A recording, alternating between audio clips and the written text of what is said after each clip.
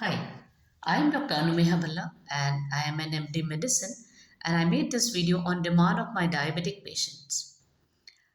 Though this video is for all the diabetics, but it applies more to the ones who have been recently detected as diabetes mellitus type 2.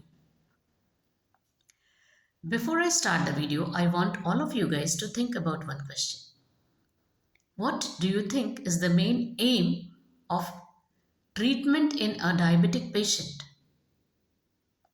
When you're diagnosed as diabetes mellitus type 2 and you go to a doctor, the doctor gives you oral medications and advises you regarding lifestyle modifications, dietary modifications, and also about adopting a stress-free life.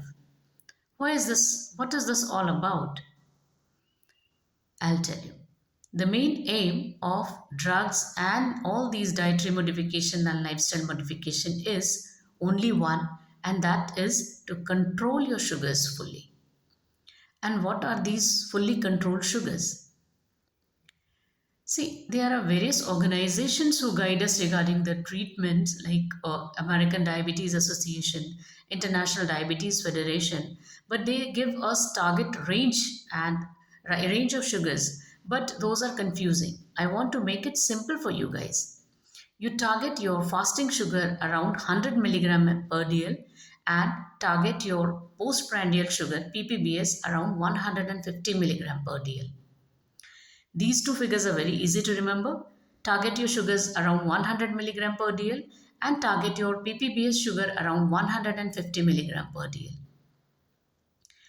Many people will argue with as to why should we keep our sugars this low or why to fight for these target sugars when we are asymptomatic even at sugars of 200, 250 or even 300. I'll tell you why. Because basically diabetes is a vasculopathy. It is a disease of blood vessel. So if you constantly all the time expose all of your blood vessels to very high sugars, they are likely to get damaged. And when the blood vessels are damaged, only thing they do is blockage.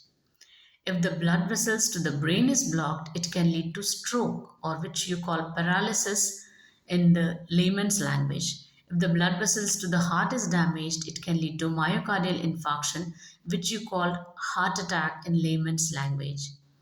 If the blood vessels to the kidneys are damaged, it can lead to CKD, chronic kidney disease, and ultimately may lead to renal failure, kidney failure. If the blood vessels to the retina is damaged, retina of the eye is damaged, it can lead to diabetic retinopathy and lead to permanent blindness. If the blood vessels to the neurons supplying the extremities are damaged, it can lead to non-healing ulcer and you may end up getting your feet amputated. In order to prevent all these complications or postpone these complications, you need to keep your sugars very much controlled. As I told you, fasting of around 100 milligram per dl and PPBS of 150 milligram per dl. I would also like to add one more thing. Please don't count the number of medicines you are on. Please count whether on those medications if you have achieved your target sugar, fasting target sugar or PPBS target sugars or not. That is more important than just being on medications. We'll meet you soon with again new video.